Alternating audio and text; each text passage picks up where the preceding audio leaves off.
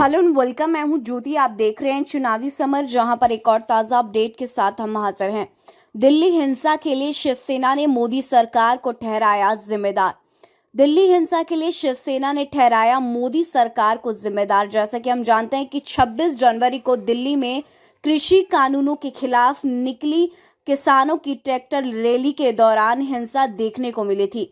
ऐसे में देश में सरकार के खिलाफ काफी ज्यादा आक्रोश देखने को मिला। इसकी वजह से अब शिवसेना ने भी मोदी सरकार के खिलाफ जोरदार हमला बोला है। आपको बता दें कि शिवसेना ने अपने मुखपत्र सामना में ये लिखा कि लाल किले में घुसकर जिस भीड़ ने हड़कंप मचाया, उस भीड़ का नेतृत्व कोई दीप सिद्धू नामक युवक कर रहा था। पार्टी ने यह भी कहा कि ऐसा सामने आया है कि ये सिद्धू प्रधानमंत्री मोदी, गृह मंत्री अमित शाह के खेमे का है। वैसे भी भाजपा के पंजाब के सांसद सनी देओल का इस सिद्धू के करीबी संबंध है।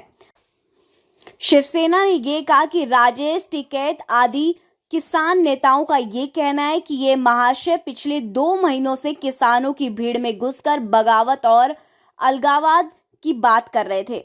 पार्टी ने यह भी कहा कि पिछले 60 दिनों से किसानों का आंदोलन शांतिपूर्ण तरीके से चल रहा था और 3 कृषि कानूनों को रद्द करने की मांग को लेकर किसान दिल्ली की सीमा पर जमे हुए थे। इसके बावजूद किसान आंदोलन में किसी भी प्रकार की फूट नहीं पड़ी और किसानों का धैर्य भी नहीं टूटा और इस कारण से केंद्र सरकार को हाथ मलते हुए बैठना पड़ा। शिवसेना ने यह कहा कि ऐसा भी कहा गया है कि किसानों का आंदोलन खालिस्तानी है, लेकिन फिर भी किसान शांत रहे। पार्टी ने यह कहा कि सरकार की इच्छा ही ये थी कि किसानों को भड़काकर और हिंसा करवाकर इस आंदोलन को बदनाम किया जाए। पार्टी ने ये कहा कि किसानों ने कानून अपने हाथ में ले लिया है, लेकिन कृषि कानूनों को लेकर इतना लचर रवैया क्यों?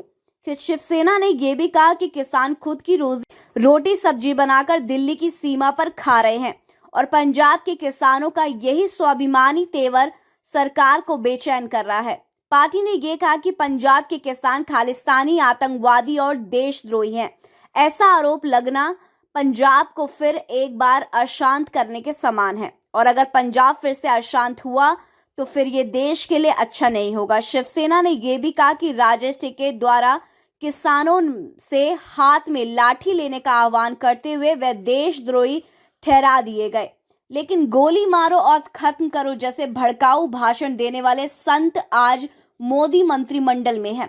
पार्टी ने यह भी कहा कि पश्चिम बंगाल में भाजपा नेताओं की भाषा रक्तपात और हिंसा वाली है, लेकिन टिकैत द्वारा हाथ में डंडा लेकर मोर्चे में शामिल होने की बात कहते ही सरकार भड़क गई।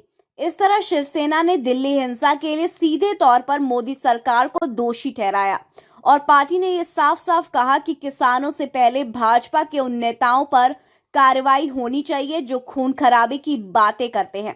साथ ही शिवसेना ने यह भी बताया कि सरकार किसानों से हार मान चुकी है, इसीलिए अब कृषि कानूनों को वापस ले लेना चाहिए।